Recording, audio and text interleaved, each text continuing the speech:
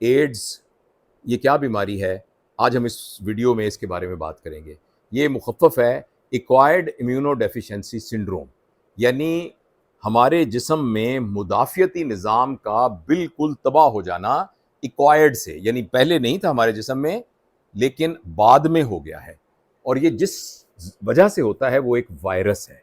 ये वायरस, उसको एचआईवी भी कहते हैं, human immunodeficiency virus, HIV virus.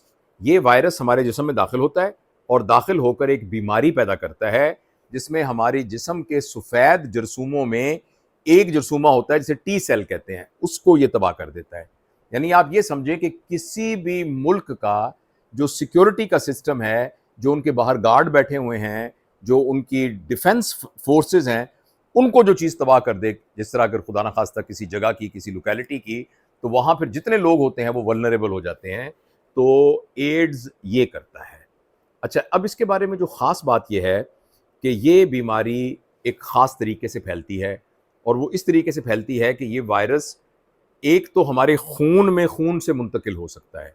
लिहाजा एक मरीज़ जिसको कि एचआईवी है या जिसको एड्स है, वो खून किसी और सेहतमंद बंदे के अंदर लग जाए तो उससे उसको एड्स हो जाएगा।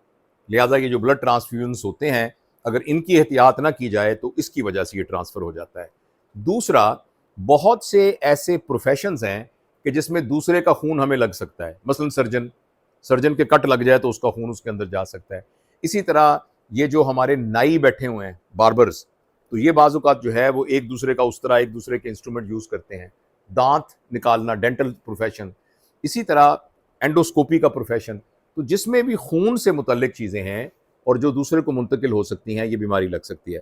और एक बहुत बड़ी वजह इसके जो ट्रांसफ़र होने की है, वो है इसका सेक्सुअल ट्रांसमिट, यानी जिनसी ताल्लुक की वजह से अगर एड्स का मरीज़, उसको बीमारी है तो उसका ताल्लुक, जिनसी ताल्लुक किसी और से होगा तो ये बीमारी उससे फैल जाएगी।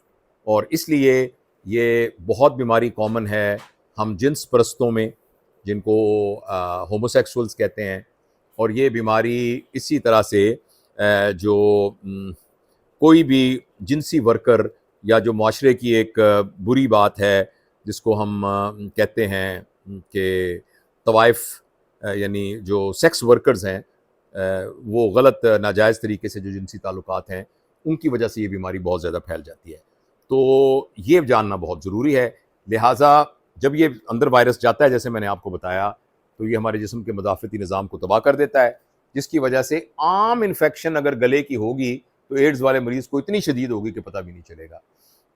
ऐसे मरीज़ जो कि अचानक दरियाफ़्त होते हैं, वो होते हैं जो कमज़ोर हो रहे हैं, जिनका वज़न कम हो रहा है, जिनको मुसलसल बुखार रहता है, या जिनके जिस्म में ये जो लिम्फ नोड हैं, गुदूद बग़ैर किसी वजह के बढ़े हुए हैं।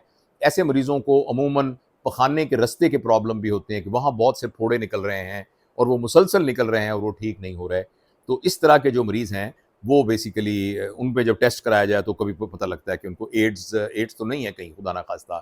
तो इसलिए ये बहुत ज़रूरी है कि वो तमाम चीज़ें जिनसे एड्स फैल सकता है, उसका एहतियात किया जाए। अगर खुदा न खास्ता किसी को खून लगाने की ज़रूरत है, तो ये हुकूमत की तरफ से भी सख्त पाबंदी है, हेल्थ केयर कमीशन की तरफ से, और स्टैंडर्ड प्रोटोकॉल है कि खून देने वाले का एड्स का टेस्ट करवाया जाए। इसी तरीके से हम ये समझते हैं बहैसियत सर्जन कि ये भी बहुत ज़रूरी है कि हम हर ऑपरेशन से पहले जो है वो लोग जो जिन्हें हमें लगता है कि ये वल्नरेबल, यानी जिनके अंदर चांसेस हैं इस बात के, तो उनका एड्स का टेस्ट कराया जाए। इस सिलसिले में बहुत से एथिकल इश्यूज भी थे, और एक ज़माने में ये भी लॉ था कि किसी की इजाज़त के बगैर उसका एड्स का टेस्ट नहीं करवाया जा सकता। लेकिन मरीज़ को प्रॉपर कॉन्सेंट लेके और उसका फ़ायदे नुकसान बचाकर, यानी इस तरीके से स्क्रीनिंग के तौर पर भी एड्स का टेस्ट करना ये बहुत ज़रूरी है। दूसरी जो है एक खुशाइंद बात यह है कि हमारी हुकूमत ने, पंजाब के बारे में बात कर रहा हूँ, आई एम श्योर कि ये पूरे पाकिस्तान के बारे में होगा, कि एड्स कंट्रोल प्रोग्राम है कि जिसके तहत हर बड़े सरकारी अस्पताल में एड्स के लिए स्पेशल सेल्स बने हुए हैं, जिसमें डॉक्टर हैं जो कि सिर्फ एड्स का इलाज करते हैं। लिहाजा वो तमाम लोग जिनको बीमारी का पता है और वो बताते नहीं हैं, या वो जिनके अंदर जैसे बेचारे जो जेलों के अंदर हैं, या जो इस तरह से किसी कैंप्स वगैरह के अंदर हैं जो लोग, तो उन लोगों के अंदर भी स्क्रीनिंग की बहुत ज़रूरत है, और ये इदारा ये सारे काम करता है। तो अगली बात यह है कि एड्स का इलाज हो सकता है।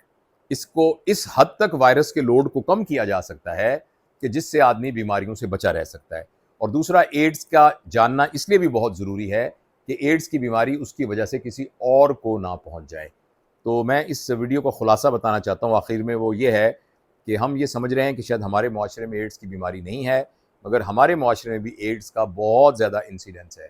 लिहाजा खून के ट्रांसफ़र के सिलसिले में जब आप अपने बाल कटवाने जाएँ, वहाँ जब एंडोस्कोपी के लिए जाएँ, दाँत के लिए जाएँ, तो प्लीज़ मेक श्योर करें कि जो आपको सर्विस प्रोवाइड कर रहा है वो पूरी तरह से ये इन तमाम उसूलों को और जो स्टरलाइजेशन के यूनिवर्सल प्रिंसिपल्स हैं ये उनको जानते वो लोग जानते हैं।